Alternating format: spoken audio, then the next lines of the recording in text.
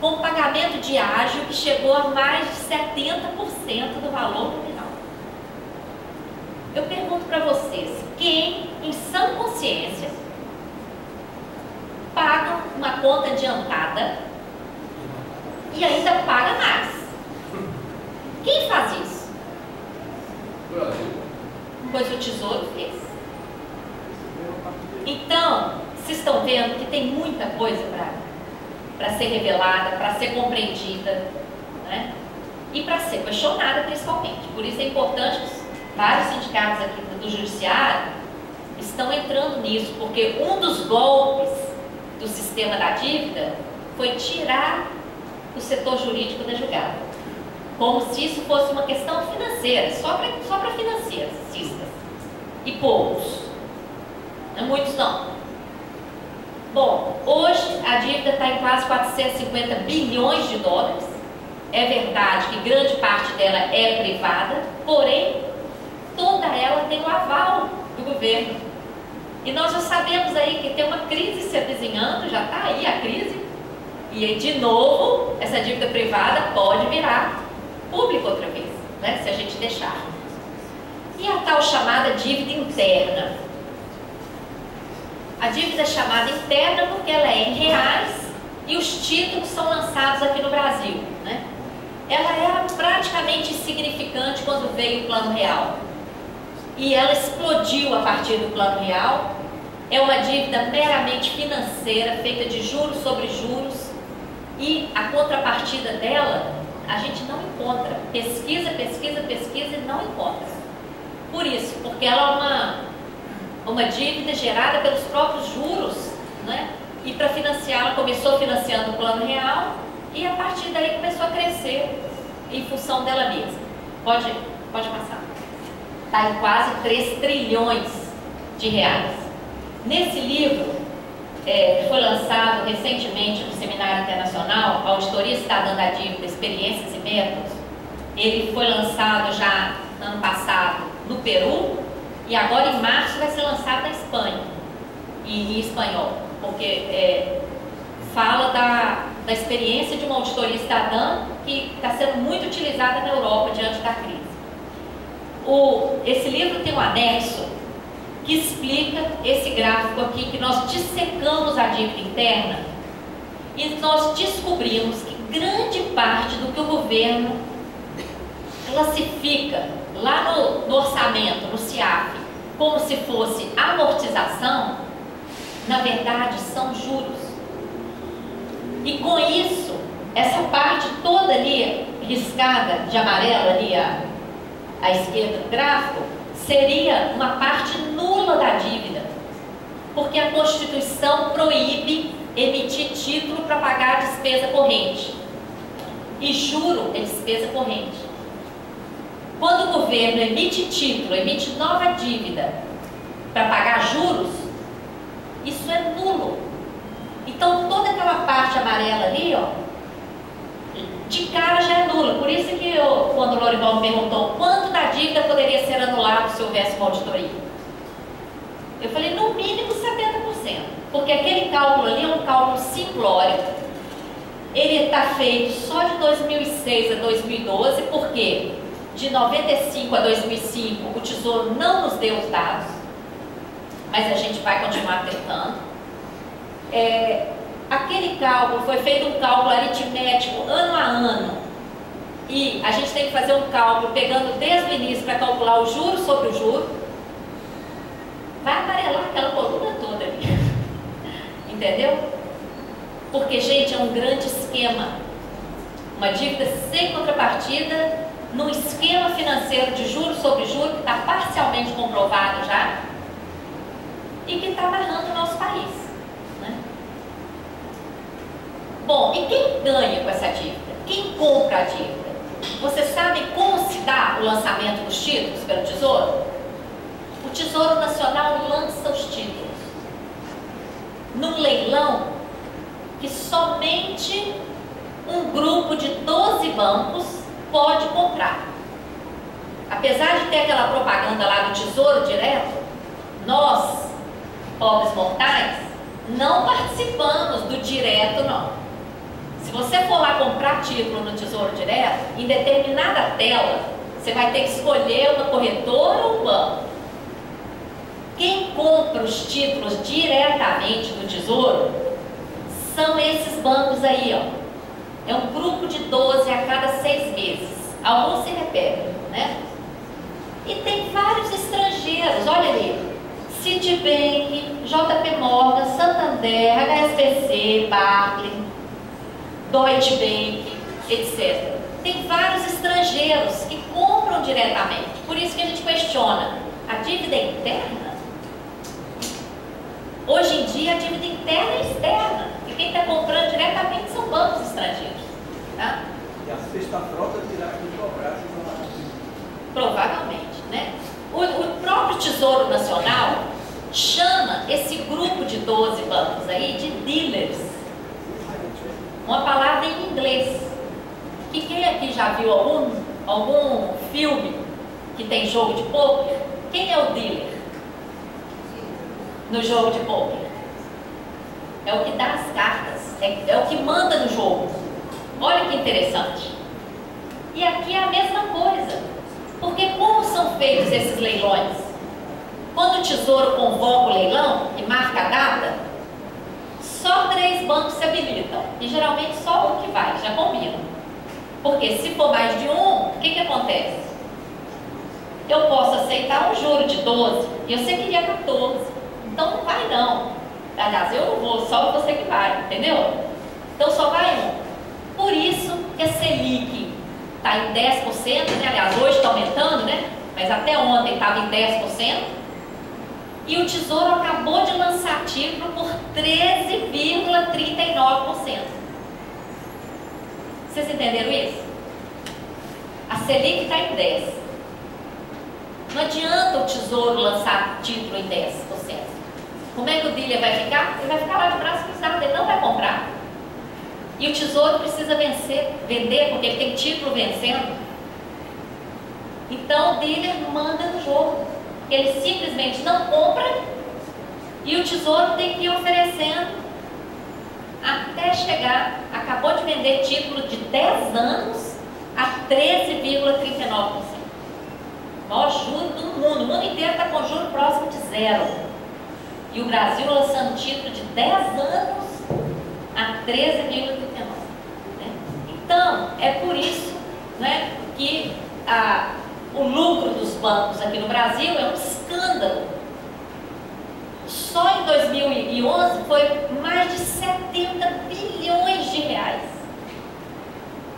Praticamente o orçamento da educação, anual da educação, o lucro, só a parte do lucro dos bancos, não é renda, é receita não, o lucro.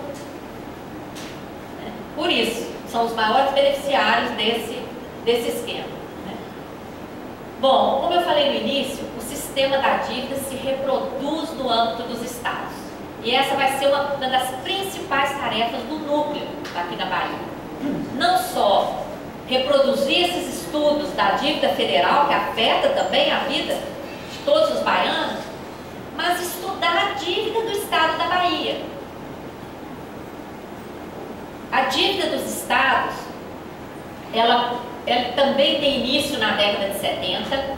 Nesse livro aqui, ó, que é um livro que nós organizamos ano passado, Auditoria Cidadã da Dívida dos Estados, vocês acreditam que é o único livro no Brasil sobre o tema? Não existe outro. Por isso que nós nos esforçamos para organizar esse livro. É para que ninguém saiba o que está acontecendo com a situação da dívida. Né? E é um endividamento que iniciou na década de 70, também totalmente sem contrapartida.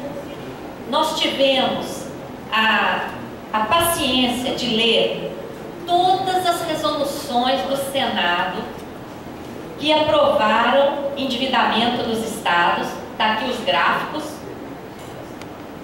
Das décadas de 70 e 80, a maioria das resoluções que aprovaram dívida dos estados não dizem quem emprestou o dinheiro e não dizem para que era o dinheiro.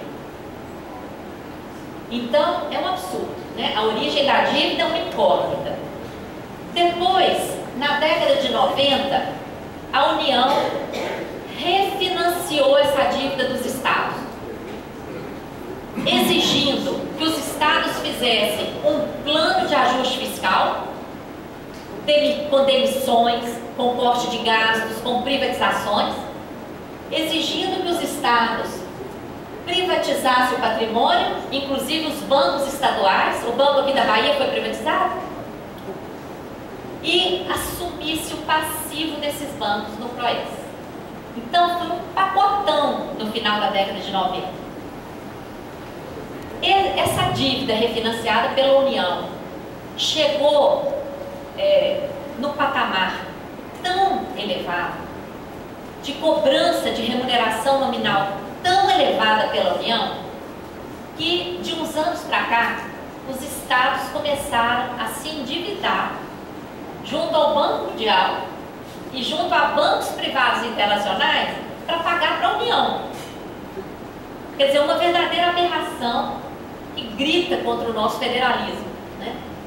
Nós já descobrimos diversas fraudes nesse processo de endividamento dos estados, e o resultado desse processo é mais sacrifício social, né?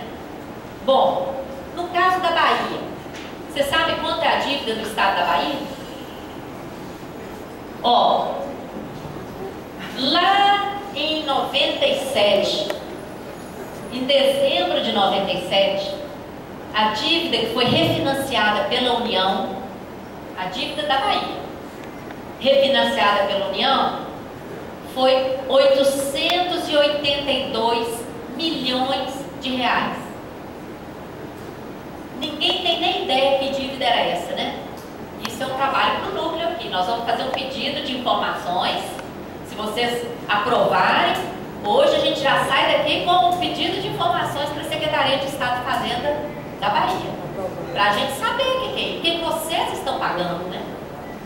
Bom, aqui, quanto que era mesmo? 882 milhões. Essa era a dívida, valor da dívida refinanciada. Só que o que foi refinanciado mesmo para a Bahia foi, vocês conseguem ler daí? 2.595. Ué, mas não era 880? Por que virou 2 bi? Vocês sabem por quê? O passivo do banco que foi privatizado. 1.600, depois mais 113 milhões.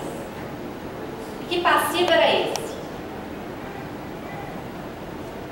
Vocês estão pagando. Então, olha só, uma dívida que já era enorme, 882 milhões, virou 2.595, porque o Estado da Bahia assumiu um passivo do banco privatizado de 1.700 e tal. Que passivo era esse? Vocês só sabem que estão pagando, né? Apesar do pagamento obrigatório, porque a Bahia nunca deixou de pagar, até porque se deixasse de pagar, a União seguraria o fundo de participação dos estados, então nunca deixou de pagar. Essa dívida hoje é 7.800, hoje não, em dezembro de 2012, porque 2013 ainda não está fechado, 7.876. Então vocês estão entendendo por que os baianos passam tanto sacrifício? Olha para onde está indo o dinheiro. E enquanto a gente não se mobilizar e cutucar isso aí, isso não vai modificar não, tá? Tanto não vai, isso aí é uma lista das ilegalidades que nós já detectamos. Desrespeito ao federalismo, cobrança de juros sobre juros, capitalização mensal de juros, cobrança de juros superiores ao autorizado, exigência de garantias, desequilíbrio entre as partes, desconsideração do valor de mercado dos títulos, porque muitos estados tinham títulos públicos que não valiam 15%, 30%, dependendo do estado. Esses títulos eram negociados em mercado por valor baixíssimo. Quando a União refinanciou por 100%, transferindo ali um valor para o mercado financeiro injustificado. e etc. Bom, o que está acontecendo nesse momento no Congresso Nacional? A Câmara dos Deputados aprovou no passado o projeto 238 e o Senado, no Senado esse projeto recebeu o número 99, já aprovou nas comissões e vai abrir os trabalhos do plenário de 2014 com esse projeto de lei 99. O que é esse projeto de lei? Desde a CPI da dívida, que nós estamos martelando com esse problema da dívida dos estados. Os estados começaram a pressionar o Tesouro, os juros muito altos, etc. A União fez uma proposta de modificar os juros cobrados dos estados, mas só a partir de agora, sem retroagir os juros excessivos que foram cobrados até aqui, tá? Então, eu vou deixar essa tela aí para vocês verem isso depois, ou então na hora do debate a gente pode aprofundar nisso, o que significa realmente esse projeto de lei. Ele simplesmente altera o índice de atualização de GPDI para IPCA e altera o tamanho dos juros de 6 a 9 para 4, tá? Pode passar. Pode passar a seguinte também. Bom, gente, para finalizar, o que nós queremos saber com a auditoria é que dívida é essa. Já que a gente está pagando, a gente tem direito, né? De onde veio essa dívida? Quanto que nós realmente tomamos emprestado? Porque, por exemplo, no caso da Bahia, aquela dívida do PROES, do passivo do banco, vocês tomaram aquele dinheiro emprestado? Não. O Estado tomou aquele dinheiro emprestado? Não. Aquilo ali não pode se chamar de dívida pública. É qualquer outra coisa, menos dívida pública. Então nós queremos saber quanto que nós realmente tomamos emprestado, o que devemos, quem contraiu os empréstimos, onde foram aplicados os recursos, quem se beneficiou, qual a responsabilidade das autoridades e dos credores, etc. Né? O que vai responder essas perguntas? Uma auditoria, né? No caso brasileiro, a auditoria está prevista na Constituição Federal de 88. No ano 2000, nós realizamos o grande plebiscito popular, como o Lorival falou aqui no início. Daí, desse plebiscito, nasceu a Auditoria Cidadã da Dívida em respeito à Constituição e em respeito aos cidadãos que votaram no plebiscito. Um dos principais passos foi a CPI da dívida, como eu mencionei, que permitiu acesso a muitos documentos, porque só é possível fazer auditoria em cima de dados e documentos, né? O Equador deu uma lição de soberania ao mundo inteiro. Em 2007, o presidente do Equador convocou uma comissão para fazer a auditoria oficial da sua dívida. Baixou um decreto, criou uma comissão. Eu tive a honra de ser designada nesse decreto, participei lá da investigação. 2 anos depois, com a auditoria concluída, de posse do relatório, ele fez uma proposta para o mercado de recomprar os títulos por 30% do valor de face. Embora o nosso relatório indicasse que eles não teriam que pagar nada, mas ele politicamente avaliou que existia uma corresponsabilidade dos equatorianos, ele propôs arrematar por 30% do valor e ponto final. Qual foi a grande resposta? 95% dos detentores dos títulos equatorianos entregaram os títulos, assinaram uma declaração de que não entrariam em nenhum fórum nacional ou internacional contra o Equador, e o Equador anulou 70% de sua dívida e pôs fim a esse processo. O resultado disso é isso aqui, ó. Nesse gráfico, as colunas azuis são o gasto social e a coluna vermelha, o gasto com a dívida. Olha lá, desde o ano 2000 até 2011. Aqui, ó, em 2000, o gasto social estava aqui, o gasto com a dívida aqui. E sempre assim, o gasto social muito aquém do gasto com a dívida. Em 2007, quando o Rafael Correia assume, ele já começa a questionar alguns pagamentos da dívida e inicia a auditoria. Em 2008, quando nós entregamos no relatório, ele deixou de pagar os juros que venceriam aí em 2008 e já transferiu todo aquele valor para saúde e educação.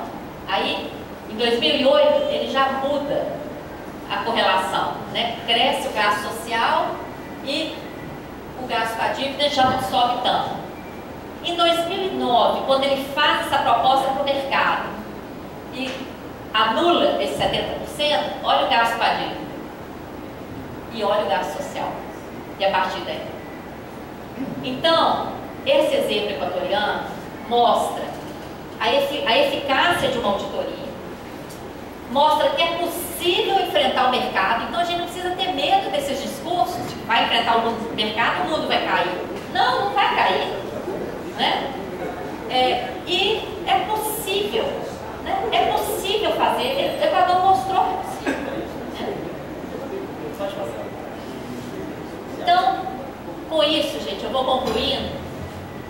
O instrumento do endividamento público tem sido usurpado pelo setor financeiro. Em vez da dívida significar um aporte de recursos, está significando um mecanismo de subtração de recursos.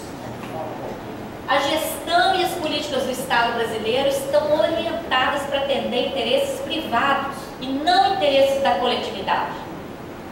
A nação está submissa ao mercado, nosso desenvolvimento socioeconômico está travado. Metade dos recursos orçamentários sendo transferidos para o pagamento de uma dívida que ninguém sabe dizer que dívida é essa. Sistema da dívida se reproduzindo no âmbito dos estados e municípios de forma inaceitável, com consequências graves. Sacrifício social, exclusão, miséria, violência, inaceitáveis para a sétima economia mundial. Nós temos que ter estratégias de ação. O que a gente acredita é na revolução a partir do conhecimento. Porque a gente entende que as pessoas, quando elas tomam conhecimento de fato, elas se sentem empoderadas e elas passam a multiplicar esse conhecimento, né, criando uma consciência coletiva de mudança. Tem que mudar, isso não pode continuar assim, né? Então, nós queremos uma auditoria da dívida com participação cidadã para garantir que os recursos existentes em nosso país se destinem às necessidades sociais. E a auditoria cidadã, gente, vai ser feita por todos nós, né? Nós temos que rever o privilégio da dívida inserido na Constituição. Nós temos que rever a política monetária e fiscal, atender os direitos humanos, garantir transparência e exigir uma gestão ética dos recursos brasileiros. Pode passar. Para ajudar nesse processo de conhecimento, nós temos aí as publicações populares, que estão à disposição aqui ou então também na loja virtual da editora Inove Editora, que vocês podem adquirir. Pode passar.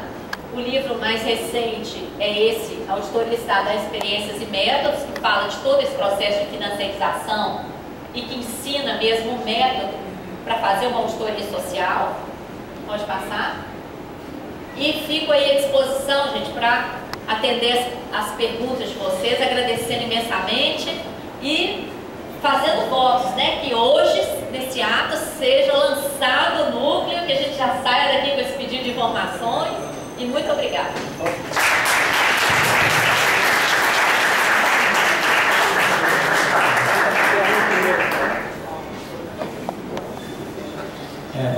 Gente, é o seguinte, nós vamos abrir para o plenário, para a intervenção de plenário, já tem um inscrito ali. Só um minuto, antes de definir tempo, eu gostaria de saber quantos pretendem fazer intervenção, por favor. O inscrito é verbal. Não, a gente vai escrever aqui e vai colocar à minha disposição para falar. Francisco. Cláudio. Aqui é meio todo mundo. Denise. Aqui é meio todo mundo. Teu nome? Ricardo.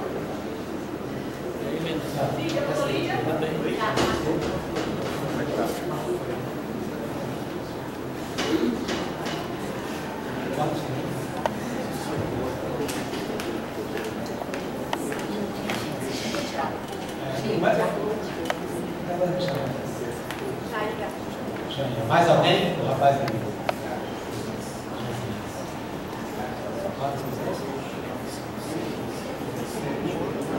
Temos 9 inscritos.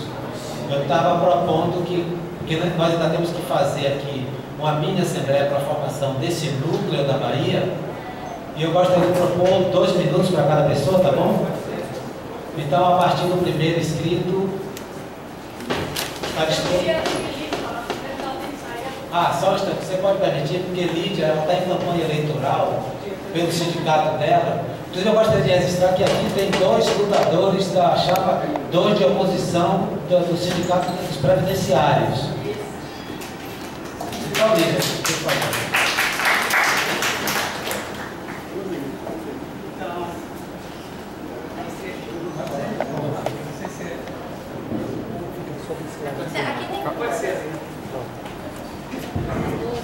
Queria pedir desculpa por insistir em falar primeiro. Boa tarde a todos e todas. Eu sou diretora da Federação Nacional dos Trabalhadores em Saúde, Trabalho e Previdência, FENASPES, que é a federação que representa trabalhadores dessa área. Eu sou funcionária da Previdência Social. E a gente está no processo eleitoral que eu tenho que cumprir um prazo ali, por isso que eu insisti e agradeço pelos companheiros terem cedido esse minuto para falar.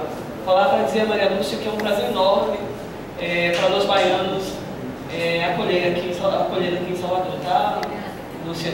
Nós somos contemporâneos desse movimento, nós, a nível nacional, como federação, nós apoiamos esse movimento, achamos que é de extrema importância. Eu acho que nós baianos começamos bem o ano, estamos de parabéns àqueles que atenderam o chamado, vieram até aqui, porque essa discussão é bastante emblemática, conforme disse a Ana Lúcia, muita gente boa, né?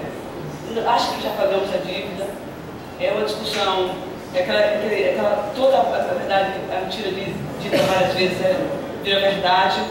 E os presidentes, tanto o presidente Lula quanto a presidenta Dilma, faz essa afirmativa.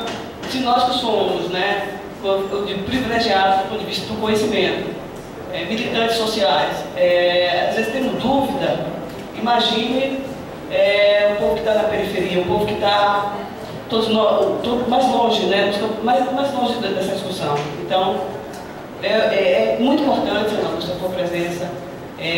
Enquanto participante a nível nacional, lá em Brasília, a gente tinha essa vontade de estar participando dessa discussão aqui em Salvador. Parabéns ao Sindjuf, o companheiro Lorival, que foi o companheiro que eu conheci lá em Brasília, no Seminário Internacional. Fiquei muito feliz, Lorival, de você abraçar essa causa. O Sindjuf está de parabéns e queremos estar junto nessa discussão, para que não seja uma discussão acadêmica, que não seja uma discussão interna, mas seja uma discussão, eu falo, nós todos, o povo, né, estou me incluindo, né, nós todos, que ele possa levar para todos os bairros, para as escolas, essa discussão. E eu queria pedir que eu quero participar do núcleo com os companheiros, vou pedir licença para sair, porque eu preciso cumprir um prazo da comissão eleitoral. Estamos passando um momento difícil de discussão de uma eleição, até extrapola a forma que a gente, os princípios que a gente defende de movimento. Eu preciso correr, porque senão a gente pode ficar fora, os pesados nós podemos ficar fora, mas todos e todas que estão aqui precisam levar essa discussão para fora, porque a gente precisa desmistificar que a dívida foi paga. E parabéns, Lúcia, de coração, você é uma guerreira, e juntos a gente vai estar fazendo essa luta pelo Brasil afora. Tá? Um forte abraço. Obrigada, boa sorte, né,